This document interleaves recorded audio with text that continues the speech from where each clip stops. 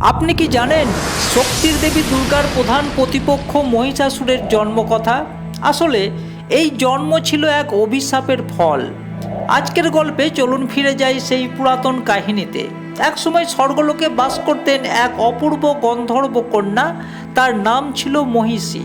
তিনি ছিলেন অতুলনীয় রূপসী। যেমন তার সৌন্দর্য, তেমনি ছিল তার অহংকার। একদিন সখীদের নিয়ে তিনি এক পবিত্র সরোবরের জলে স্নান করছিলেন। মজা করতে করতে এত জোরে জল ছিটাতে লাগলেন যে সরোবরের জলের ধারা সম্পূর্ণ ঘোলা হয়ে গেল। ঠিক সেই সময় সরোবরের তীরে এক ঋষি গভীর সাধনায় নিমগ্ন ছিলেন। জলের এই কোলাহলে তার ধ্যান ভঙ্গ হয়ে যায়। ক্রোধে অগ্নিস্ফুলিঙ্গ হয়ে ওঠেন তিনি।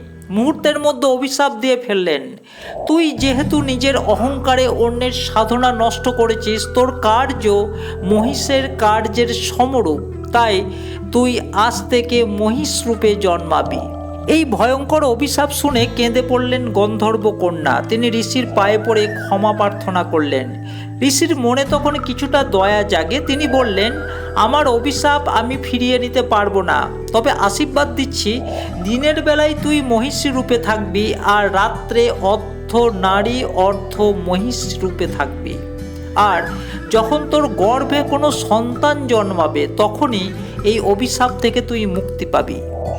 এইভাবেই অভিশপ্ত গন্ধর্ব কন্যা রাত্রে এক অদ্ভুত রূপে জঙ্গলে ঘুরে বেড়াতে লাগলেন।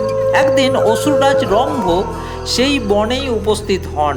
তার চোখে পড়ে এই অদ্ভুত রূপ, অর্ধ মহিষী অর্ধ নারী। রম্ভ বিস্ময়ে স্থির হয়ে গেলেন। প্রশ্ন করলেন, তুমি কে?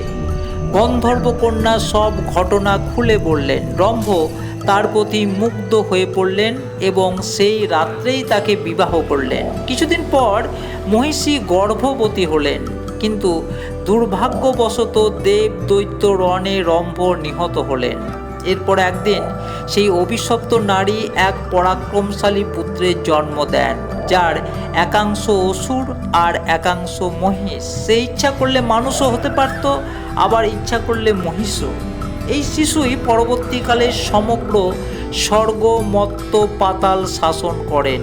এই শিশুই হলেন মহিষাসুর। ধন্যবাদ।